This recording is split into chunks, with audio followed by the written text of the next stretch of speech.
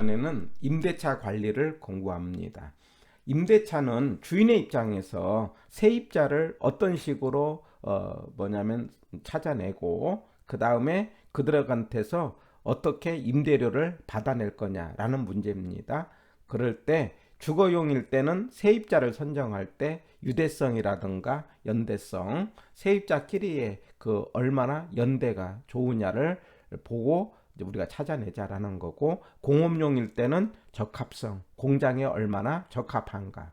그 다음에 매장용일 때는 수익성 내지는 매상고를 통해서 세입자를 선정을 하고, 그리고 나서 세입자한테서 어떻게 임대료를 받아내느냐.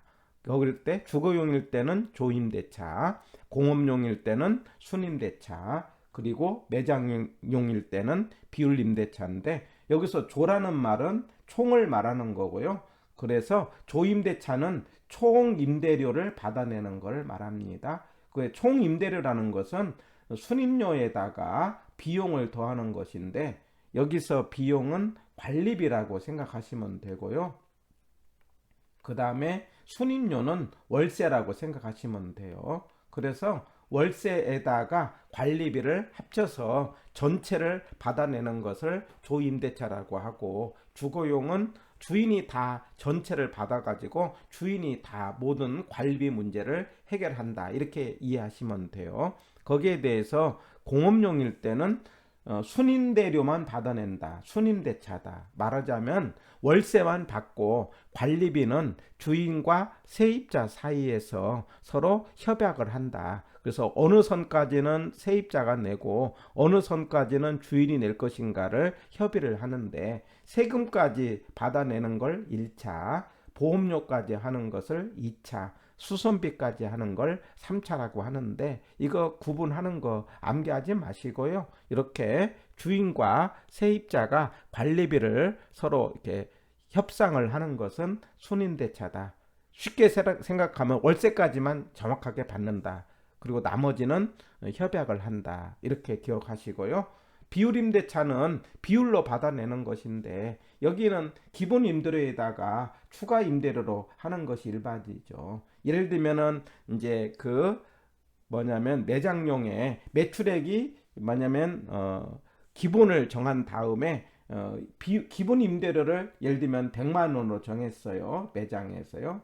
그런 다음에 그 기본을 매출액을 한 5천만 원까지는 매출액이 말하자면 기본으로 100만 원을 내고, 5천만 원을 초과할 때는 초과에 대해서 추가 임대료를 5%를 부담을 한다, 이렇게 계약을 했다면, 만약에 매출액이 8천만 원이었다라고 한다면은 3천만 원이 플러스가 됐잖아요. 기본을 5천으로 잡았어요. 그러면 3천에 대해서 5%를 계산하면은 3천 곱하기 0.05 하면은 150만 원이 돼요. 150에다가 기본 100을 합쳐서 250만 원을 받아내는 것을 뭐라고 하는 거니? 비율임대차. 이런 계산법도 기억을 해 봅니다. 다시요.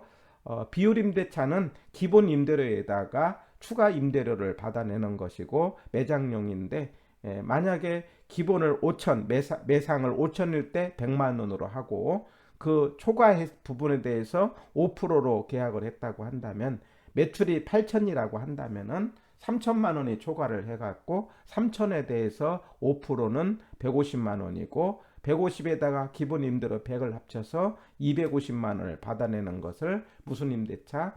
비율임대차. 이렇게 기억을 하는 겁니다. 그리고 밑에 이제 그 빌딩을 어떤 식으로 관리를 할 것인가. 빌딩은 처음에 만들어진 단계, 전개발, 그 다음에 신축, 새 건물, 안정, 노후, 완전 폐물, 이런 5단계를 거쳐서 빌딩이 이제 수명 주기를 갖는다, 이렇게 이야기를 해요. 이게 만들기 전 단계니까, 전개발이니까 전문가의 의견을 많이 듣고, 그 다음에 가장 유용성이 많은 것은 새 건물이니까 신축이고요. 그 유용성이 많다 그러면 신축이고요.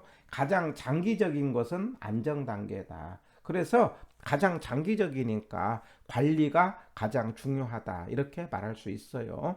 빌딩 가운데서 관리가 가장 중요한 것은 안정 단계고 특히 그 관리 가운데서 경제적 관리가 중요하다 이렇게 기억을 하고요. 그 다음에 노후 완전 폐물 단계가 있다 이렇게요. 그런데 이 빌딩을 따지면서 우리 지난번에 했던 것과 비교해서 인근이 수명 주기가 있어요. 인근이 처음에 이제 성장하는 단계를 성장기, 그 다음에 최고점에 가는 게 성숙기, 그 다음에 쇠퇴기, 천이기, 악화기. 그래서 인근 지역은 이런 5단계를 거치는데 성장기는 가격 상승률이 가장 많은 것이 성장기라고 하고요. 그 지역에 가장 최고점에 가는 것이 성숙기, 그리고 가장 장기간인 것은 쇠퇴기죠. 쭉 빠지는 거죠. 그래서 빌딩의 수명 주기에서 장기간은 안정 단계고 인근 지역에서 가장 장기간은 쇠퇴기다 이렇게 보고요. 그 다음에 천이기는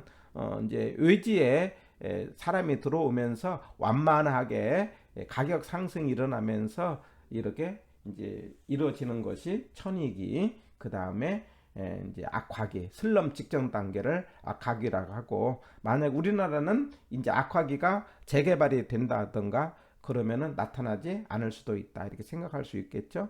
그 다음에 부동산도 어떤 단계를 거쳐서 부동산이 경기가 변하느냐, 회상후하자 이렇게 기억납니까? 회복, 상향, 후퇴, 하향. 회상은 경기가 좋아지는 것, 경기가 좋아지니까 가격은, 거래 가격은 올라가니까 하한선이 되는 거고, 경기가 좋아질 때는 매물이 부족하니까 매도자 중시가 되고, 후하는 경기가 나빠지는 거니까 상한선이 되고, 그 다음에 후하는 이제 살 사람이 부족하니까 매수자 중시가 된다 이런 말을 기억하신 다음에, 부동산에만 있는 별도 시장은 안정시장이라고 그랬죠. 그래서 이건 별도로 존재를 하고 꾸준히 거래되는 물건이다. 부동산에만 있는 거다. 그래서 소형주택이 안정시장에 된다. 모든 물건이 안정시장이 되는 건 아니고요. 그러나 모든 국면에 항상 존재한다. 이렇게 말할 수 있죠. 해서 이번 시간에는 간단하게 임대차 관리에 대해서 공부를 했습니다.